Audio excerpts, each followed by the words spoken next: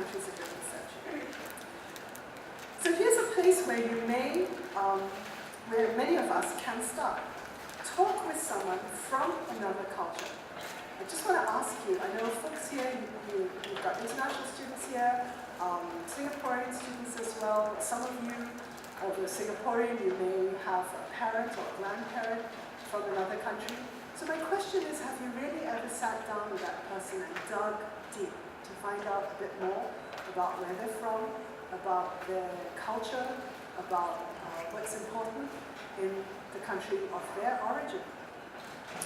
In fact, the person could well be just, say, the domestic helper in your home. If you have somebody living in your own home who happens to come from another country. And I'm very good friends with my helper. She's Indonesian. And we talk about Indonesia all the time. We talk about Singapore as well. I have had the opportunity to find out a great deal about her village, about how electricity came in the year 2000, about the incredible developments that have taken place there. You know, we think we're rapidly developing in Singapore. Well, it's a much, much more rapid and steeper trajectory for Indonesia, certainly the place where she's living. We talk about the price of rice, the price of oil, whether the rupiah is going up or down. And, you know, it's different than just, say, reading it in the Jakarta Post or the Straits Times. An important reason to do this is that knowledge may bring about a certain sort of power, but it is not sufficient. Knowledge can be stillborn. Knowledge can become an indulgence. The real UN knows a great deal, chatters a great deal, perhaps too much. Perhaps there could be less talk and more action.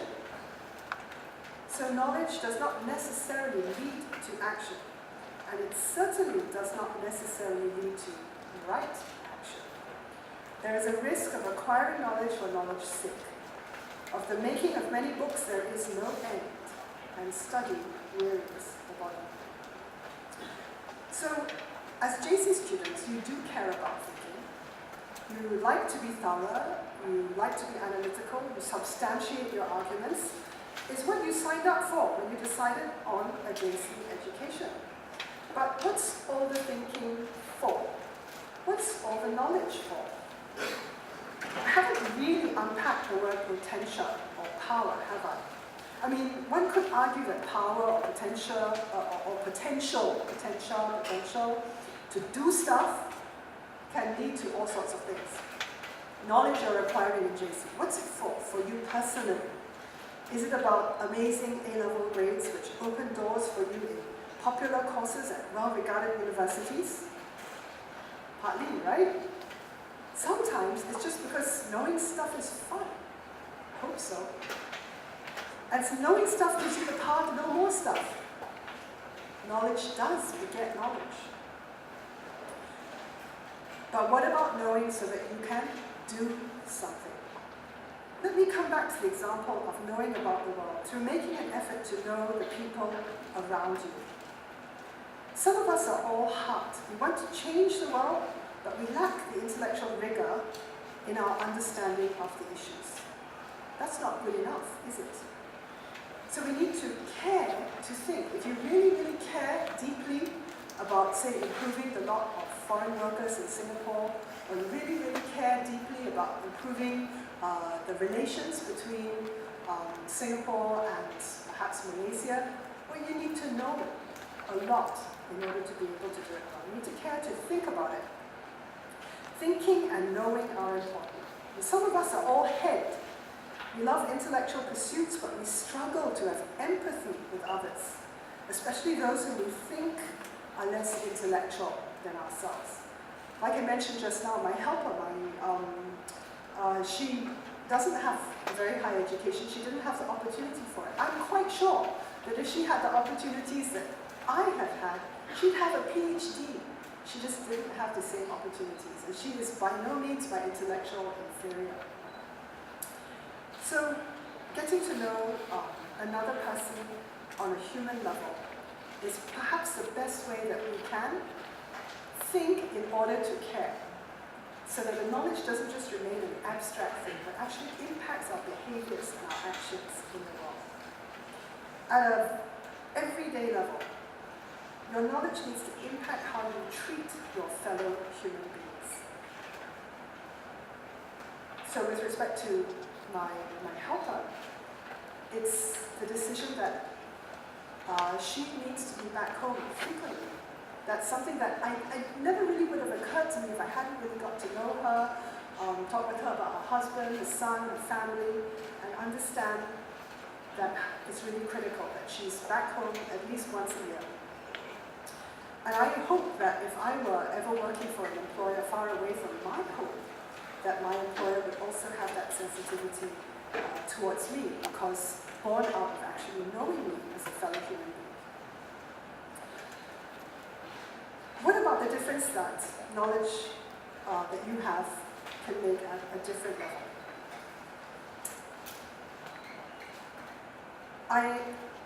I'm sure that those of you,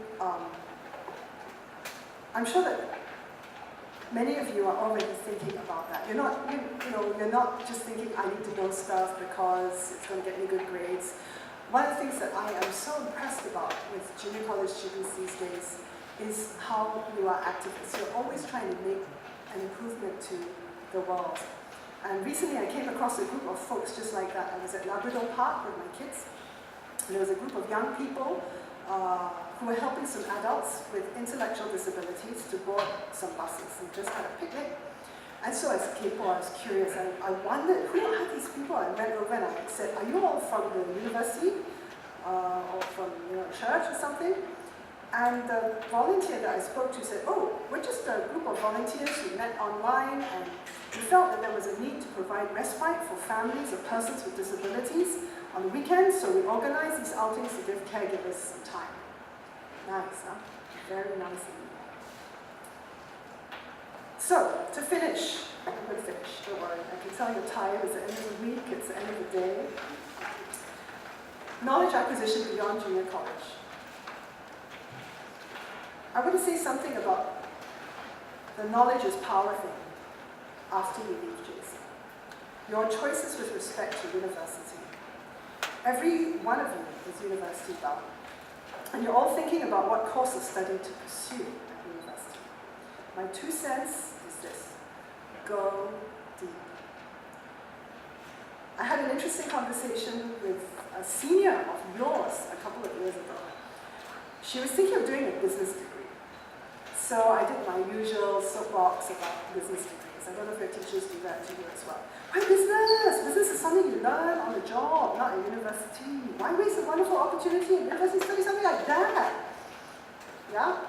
Anyway, all the top MNCs and financial institutions would prefer to hire people who have something slightly different to offer, not just another business degree. So I was doing my homework. But she said, I'm scared of doing something more specific. What if I don't like it? What if I can't stick it out, for 3 or 4 years? She has a point. She went on to do architecture, by the way. Can I suggest instead of going for something general and blah, like a business degree, that you start looking into yourself now to see what specific areas of study you might want to pursue. Rest assured, those 3 to 4 years at university will whiz by. Wouldn't you want them to be a time of incredible intellectual development? You want your university years to be a mind-blowing time. Some possibilities to consider. What about studying a new language? And the country or region that goes with it? Japanese studies, Russian studies, Indonesian studies, Chinese studies, Arabic studies. What about taking an engineering degree? I always think it's a good thing to get a professional qualification, but minoring in German language, or studying history, or physics, or art. Go deep.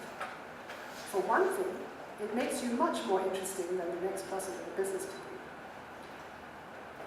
And when it comes to where you study, or where you do your overseas semester, why not choose the path less traveled? Why not take a semester at Chulalongkorn University instead of sound plays in America. Or work instead of study, if your university will allow it, perhaps in Africa or in a former Soviet bloc country, or in McDonald's. I recently met a young lady, a government scholar, she's in the admin service, who works as an economist, and she was taking 6 months of no pay leave. So I said, some sabbatical thing. I said, what are you going to do? I'm going to spend a few months working in McDonald's. I said, Lilia, she may not have much income for a few months, but she will have a wealth of experience. Yes, and knowledge, well, knowledge is power. Earlier on, I quoted this line. Some of you would know it because it's actually from the book of Ecclesiastes. It says, the making of many books, there is no end, and much study wearies the body. And you, as junior college students, know that, right? You don't need people to tell you these things. But this is what it says after that. And I want you to catch especially the word about deeds, okay? Because that's action, and power, unless it leads to action and right action, well, what's the point, right? And so after saying that, the teacher, he's called the teacher, he said, of making many books, there is no end, and much study wearies the body. Now, all has been heard. Here is the conclusion of the matter. Fear God and keep His commandments, for this is the duty of all mankind. For God will bring every deed into judgment, including every hidden thing, whether it is good or evil. Thank you.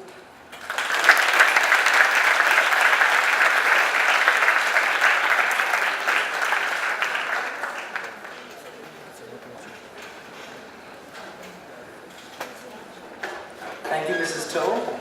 Please put your hands together for the address of the Secretary General of Saints MUN 2015, Ms. Nicole Ang.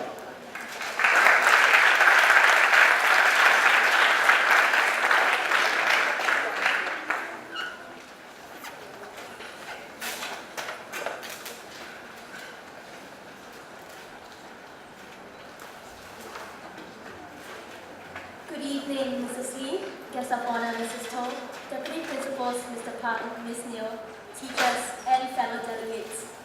I am Nicole, the Secretary General for the 3rd Saints Model United Nations Conference. It brings the MUN Club and I great joy to have you all join the MUN circuit for the first time. To start off, Model United Nations, or MUN, is an educational simulation of the actual United Nations Conference. Through MUN, we get to learn much more on diplomacy, international relations, improve our public speaking skills, and most importantly, we learn how to work together with others.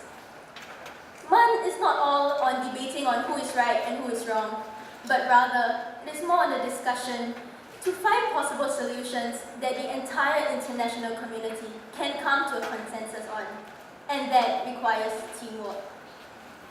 The MUN Club has been working since December to provide you all with the best experience for the conference. As such, we have picked the topics with careful deliberation and thought.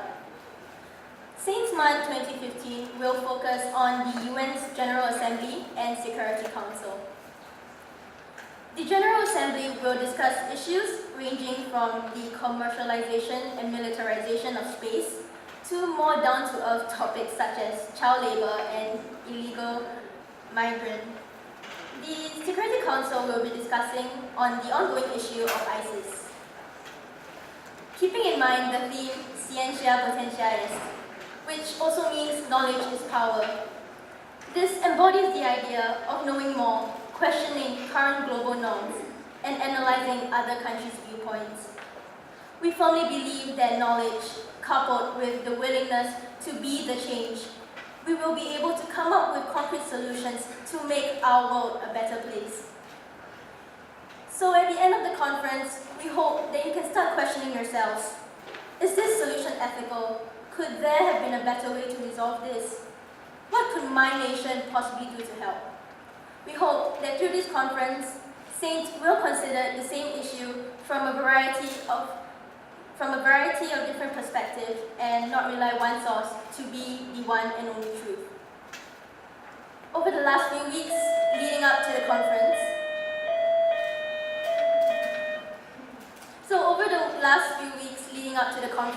I have heard from your chairs about your enthusiasm and have seen the efforts you all took to do a thorough research and writing of your position papers and working papers.